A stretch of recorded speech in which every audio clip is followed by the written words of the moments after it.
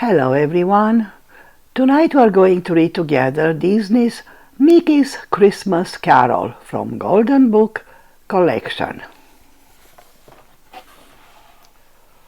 Poor Bob Cratchit. Mr. Scrooge had made him work late again, even though it was Christmas Eve. But now at last he could go home. "Merry Christmas!" he called. "Christmas! Bah!" shouted Scrooge. "Don't forget my laundry."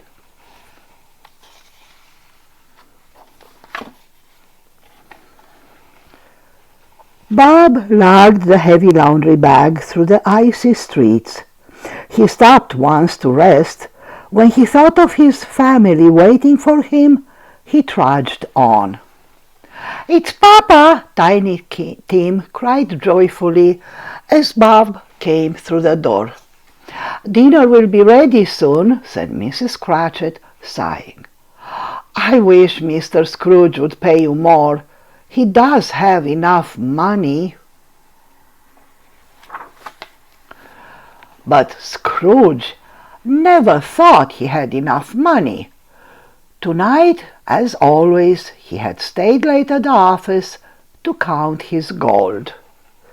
His nephew, Fred, opened the door. "Here is a wreath for you, Uncle," he said. "Come join us for Christmas dinner. We're having roast goose and plum pudding and—" "You know I cannot eat that stuff," shouted Scrooge. "Give a penny for the poor?" asked the man out on the street. "Give that to the poor!" cried Scrooge angrily, shoving the wreath over the man's head. "All this Christmas fuss," muttered Scrooge. "Bah, humbug!" He thought of his dead partner, Jacob Marley. "Marley never gave anything away," he said. "He was my kind of man." At home, Scrooge sank into his favorite chair. He was just dozing off when— clank, clank, clank! Scrooge sat up with a start. The ghost of Jacob Marley was coming toward him. "I was selfish," moaned Marley.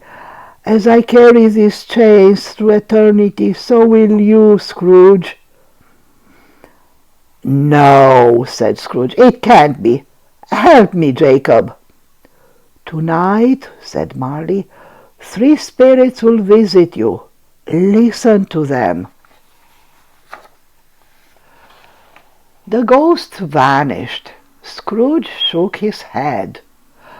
"I need rest," he thought. "Imagine thinking I saw old Marley." He had barely fallen asleep when the alarm clock jangled. Scrooge opened his eyes and saw a fellow standing on the night table. "I am the ghost of Christmas past," he said. The ghost held out his hand. "I'll take you to a Christmas of long ago." Scrooge and the ghost flew across the night sky to a house filled with music and cheerful voices.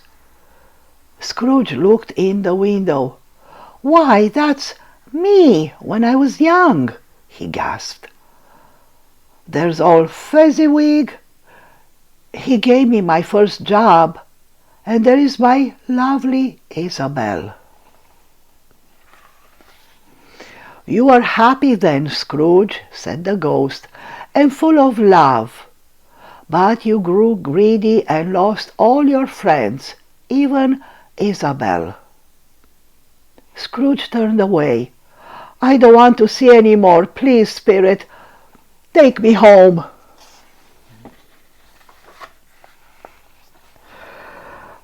Ring! It was the alarm clock again.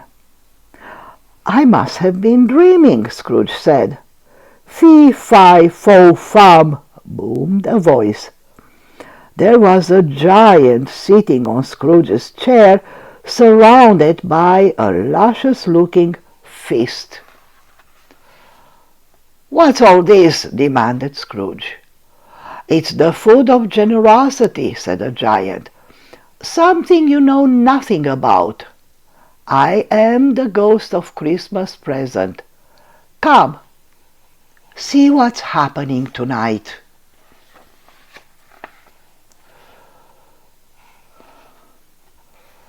Scrooge peered through the cracked window of a tiny house. "It's the Cratchits," he said. "What a poor dinner they're having. Why aren't they eating the food in the pot?" "That's your laundry in the pot," said the giant. "What's wrong with the lad?" asked Scrooge. "Tiny Tim is very ill," said the giant. "He needs good food to make him strong and well. Pay his father more so he can buy his family enough to eat." The giant's voice faded, and then he was gone. Suddenly Scrooge was surrounded by thick clouds of smoke. "I am the ghost of Christmas future," said a voice behind him. Scrooge turned. "Whose lonely grave is this?" he asked. "It belongs to a very rich man," said the ghost.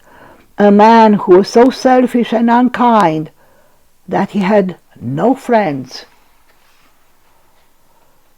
Scrooge read the name on the stone. "Ebenezer Scrooge! This is my grave." "That's right," said the ghost. "I don't want to die alone," cried Scrooge. "I'll change my ways." "I'll change." Scrooge's eyes flew open. He was at home. He was still alive, and there was still time to make a new beginning. "It's Christmas morning!" he cried as he rushed outside. He tossed bags of money to the men collecting for the poor. "Hello, Fred!" he shouted when he saw his nephew. "May I still come to dinner?" "Of course, Uncle," Fred replied. "Splendid! I'll see you later. There's something I must do first."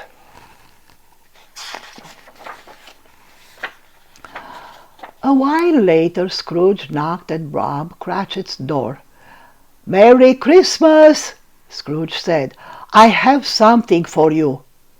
"More laundry, sir?" Bob gulped. Scrooge laughed. "Oh, don't be silly, my boy." "Look, Papa!"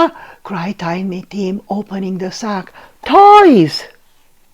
"Friends are worth more than all the gold in the world," said Scrooge. "Cratchit, from now on you and your family will have everything you need. Merry Christmas, my friends." "And God bless us, everyone," shouted Tiny Tim. The end. Good night and sweet dreams.